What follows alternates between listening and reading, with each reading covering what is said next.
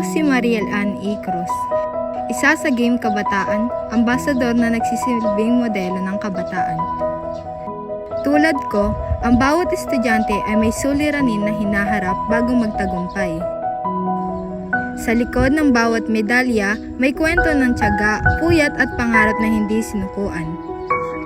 Ang bawat sakripisyo ng kabataan na patuloy na lumalaban upang magwagi ay may resulta na hindi matutumbasan ng kahit na anumang kayamanan.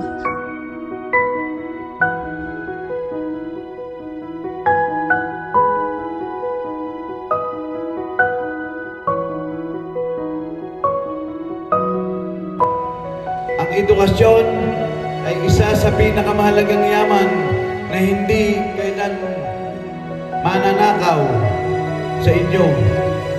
Ito ang magiging sandata ninyo upang harapin ang hamon ng